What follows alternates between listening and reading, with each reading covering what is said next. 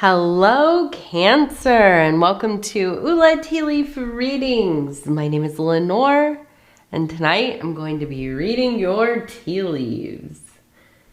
So tonight, Cancer, we have the High Priestess as our card energy.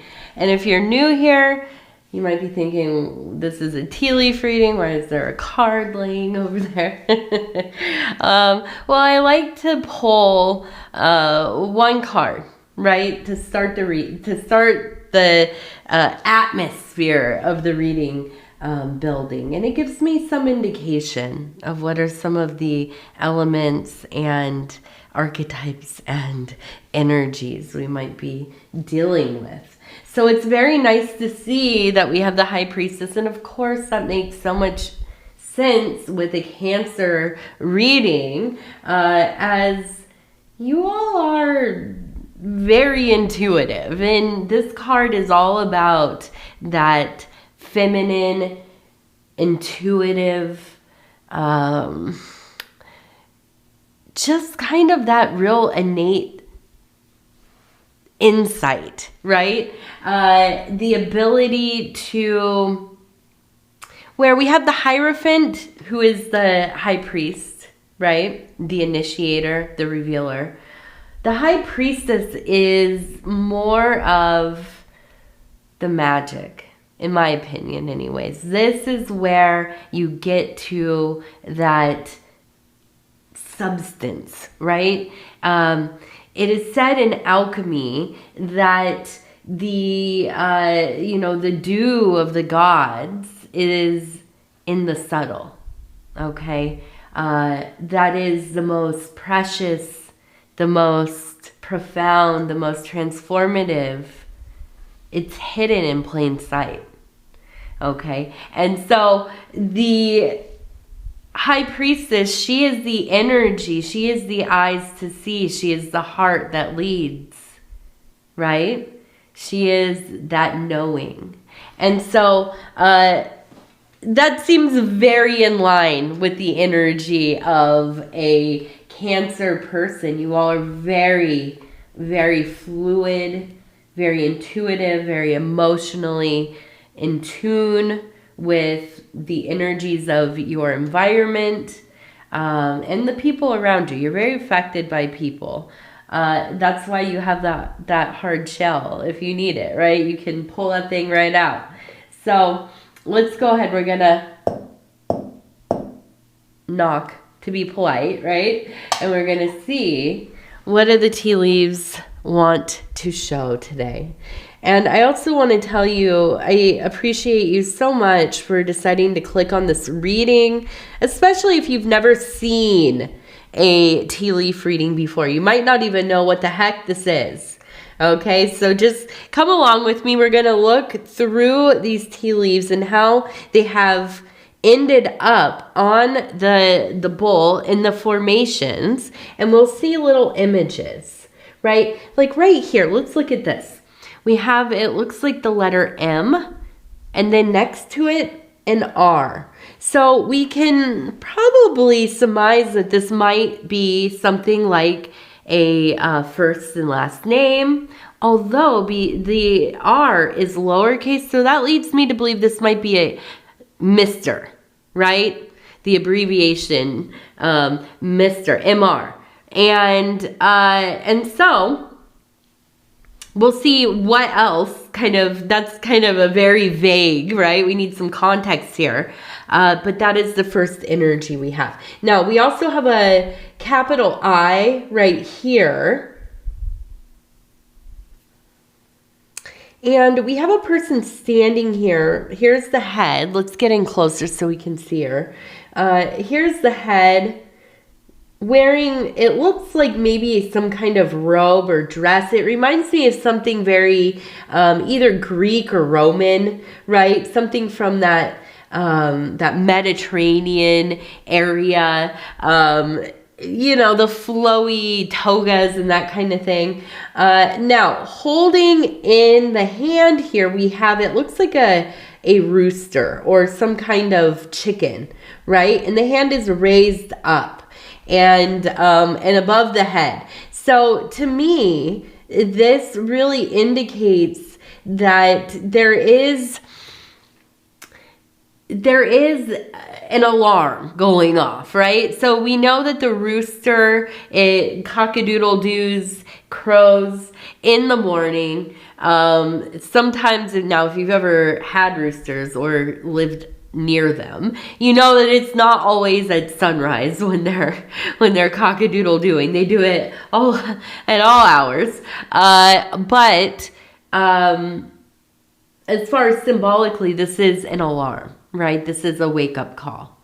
Okay, now it's being held in the hand of what I would think is a middle goddess, a mother goddess. Okay, so we're thinking like Hera, we're thinking like Juno, we're thinking Isis, even it could be Hathor, you know, any of the middle goddesses. There's a lot of them, right? Countless. And so I wonder, right, if this is a warning about somebody, okay, Mr. Somebody, right? And kind of with it raised above the head like this, I wonder if this is like, it's like a really emphatic warning, like, you stop, you need to hear what I'm trying to tell you, right? You need to open up your eyes here. But I do feel like the universe is sending you signs, right? Over and over and over again. And I don't know if you are just not picking up on them, or, you know, you're a Cancer, so I imagine you know about this person, but I don't know what it is that is holding you back from receiving and you know, really internalizing the information that you're being shown, right, or given. And I think maybe this could be somebody that you care about a lot. This could be even a companion, a spouse, a family member, somebody that is important enough that you just choose not to think too deeply on whatever it is that this warning sign might be. All right. So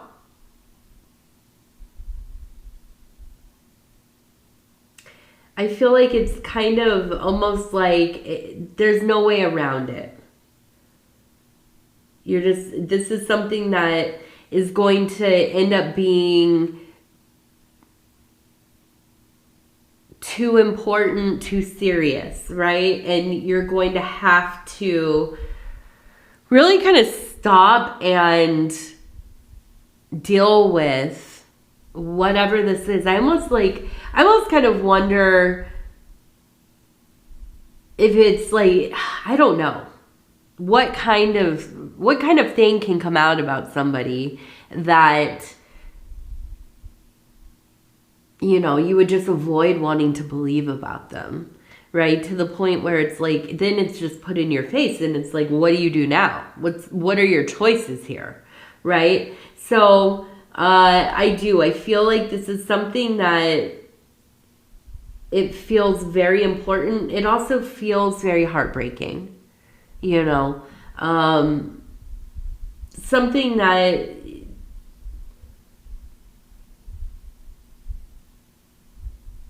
I don't know exactly. I keep feeling this feeling of like, I know what the right thing to do in my mind is, right?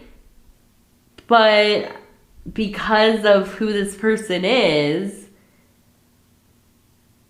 it seems impossible. Like, it feels impossible to live by your convictions. And that tells me that it's somebody very close to you, because we are. Sometimes there's so many reasons, right, why we would choose to ignore somebody's behavior or even help kind of, smooth it over so nobody knows, or, just straight up enable somebody, right? Because, listen, nobody goes out of their way to be an enabler thinking I'm just going to, add to this chaos, right? No, people become enablers because they love somebody, they care about somebody, and they think that they're helping, right? They think that whatever they're doing to support this person is something that eventually is going to lead them out of the behavior. Like if I just love them enough, if I just, support them enough, often financially, right? At some point they'll realize they can't live like this anymore and they'll change. That doesn't, that's not what happens. So I do feel like this is going to be like one of those things where there's no way around dealing with it. Okay. Now I want to keep going. Now over here, this one's so interesting to me and actually kind of funny looking. It looks like a fish that is like standing on its tail going for, and now we have a person standing here and they're holding maybe some kind of food, right? And the fish, which is resources, money often, is over there dancing. So I feel like, and let's have a little departure from that first energy. It feels like whatever you're doing in your work life, your career life, maybe you have a side hustle, whatever you're doing, it is going well because it looks like financially, it's going to, or it already is, really flowing in your direction. Okay. It seems almost like masterful. You're getting really good at whatever you do. Maybe you like work the stock market or I don't know, however else people are making money, and it, like I said, this could be your career or a side hustle, a little business that you have going. I just see you like almost like the puppeteer, right? Just absolutely orchestrating everything in a way that is really like getting traction and the money is coming in. Not only is it coming in, it's like dancing right into the bucket. Right? Have you ever seen like those videos where people are like on a boat fishing and there's so many fish, they start like jumping into the boat?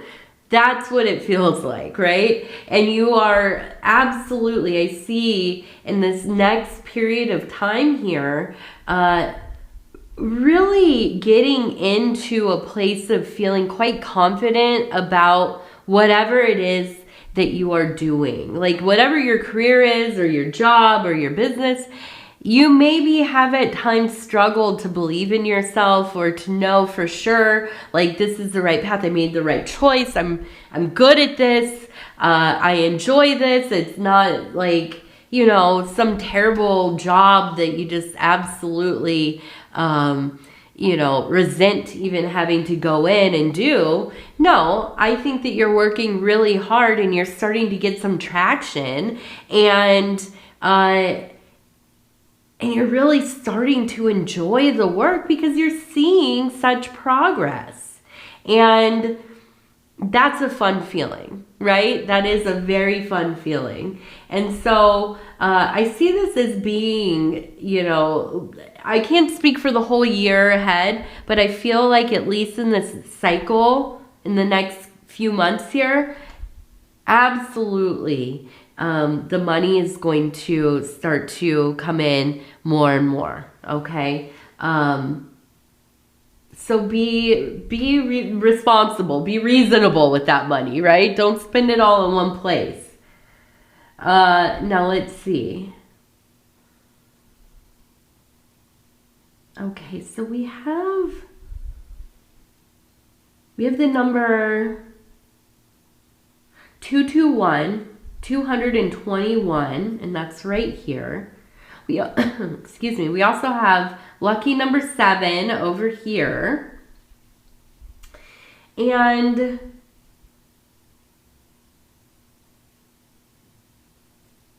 We have this fireplace. There's a fireplace, there's a bird.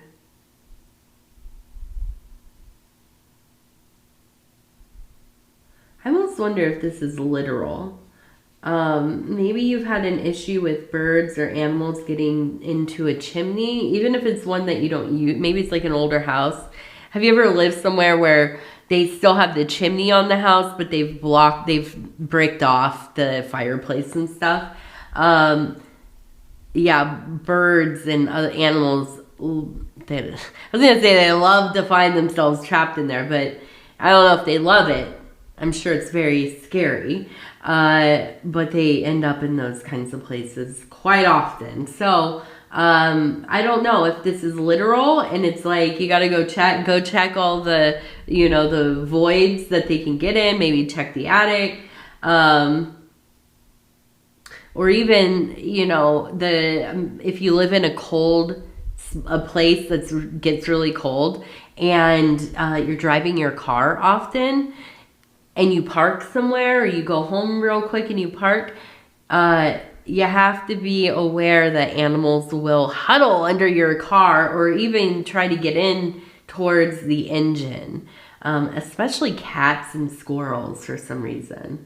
So maybe, you know, something like this, but it feels almost like making sure that you're checking, because it does feel like this kind of clash of the outer world, kind of the wild outskirts of your of the lands around you, kind of coming in, and you know, you're crossing paths with the wildlife or the neighborhood, you know, furry residents and things. So I definitely would just check that out, just to be sure,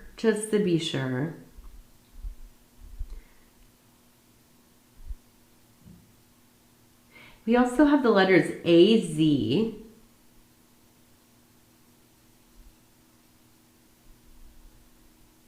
All right. And we have, I keep looking at this, and it's the same every time. So it is Ivy. IVY.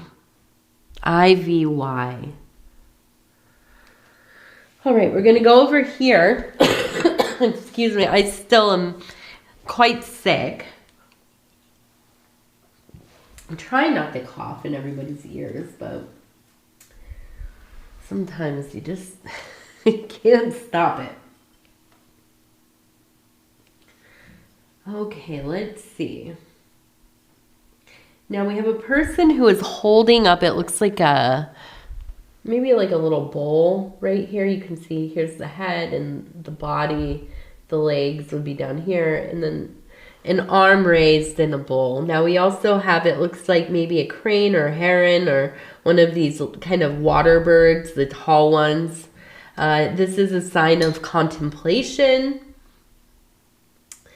So we have contemplation, we have, it looks like maybe an offering or prayer right here, to be devoted, to be a devotee of your faith, of your connection with the divine. Now, we also have right above, right here, it looks like a little apple, okay? So the apple tells me that this is a period of sustained health, okay? Now, you might be somebody who has health issues, right? Maybe even chronic pain or some kind of chronic disease or disorder.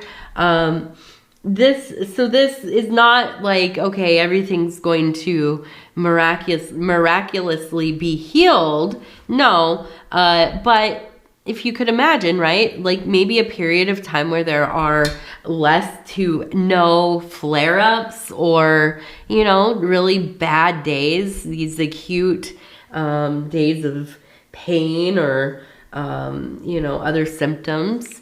And so I would say that this will be a time of ease. Now, if you're somebody who you consider yourself to be in pretty good health, well, then this is just more of the same.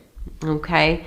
Now over here, it looks like we have a person who is tending to a flower. Okay. So the person is up here. You can see the head and the body. They're kind of kneeling. Now this would be the flower. Okay, so I do feel like this is very much like a calling you outside, right? Kind of maybe even the universe planting the seed here that you should get us a little garden going this next season coming up. Maybe you should put some little flowers in the window box or get a little vegetable garden going. But even if you don't have the space or the time or even the will, right? It might be to your benefit to, be getting outside, right? And seeing the flowers whenever those are available to be seen. Where I'm at, it's so very cold. I am starting to plan my garden, what I'm going to be growing and stuff, but it will be a while yet before I can even get my seeds started, at least a couple of weeks. And so for some of us, remains in the dream zone, right? But it will be coming up quickly. Now, if you are somewhere that is more, agreeable right now to get things growing, and it might be worth going out and, picking up that little sad plant at one of the big box stores and taking it home and reviving it, or going to whatever kind of park, or maybe you have like a little conservatory for plants or, something like this. Go be among them.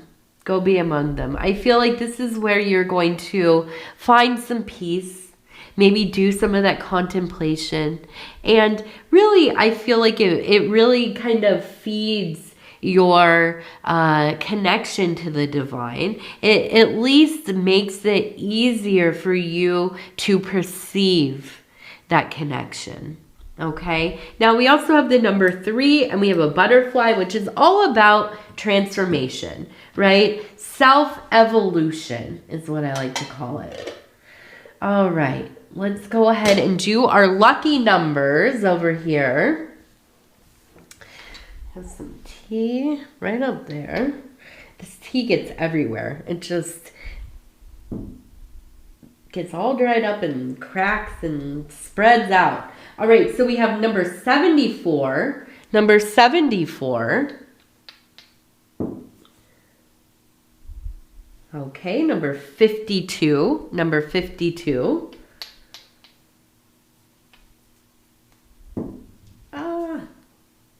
44. Number 44. All right. Sorry about that. Okay. And so then we're just going to end with our self-care affirmation cards here. And you can hear my voice is starting to go.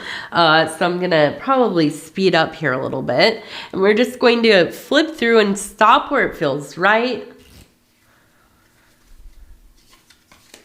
Wanderlust of the spirit. I follow. Excuse me. All right, let's do this. A little drink, and it says, I follow my spirit on its wanderlust, guided by intuition and character. I trust myself to journey freely. I trust myself to journey freely. All right. Well, Cancer, I'm going to go ahead and tell you I love you because I do. And I thank you so much for spending this time with me. It's always such an honor to be able to bring these messages to you.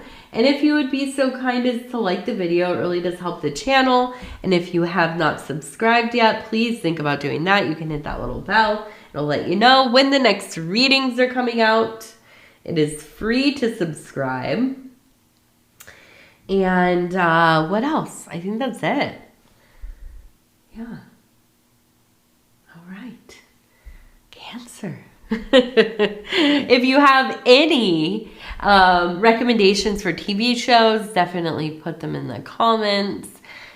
I just finished watching Sopranos for the first time. And of course, I'm going to go, my husband and I, shout out to my husband over at Dove and Serpent Tarot. Go check him out. His name is Paul. He's amazing. He's a wonderful tarot reader. But we're going to check out like the spin-offs. I think the one's called Lilyhammer or whatever. And the movie, of course. But then it's like, oh, what's next? So if you have any recommendations, put them in the comments. And I thank you, and I love you, and we'll talk soon. Good night.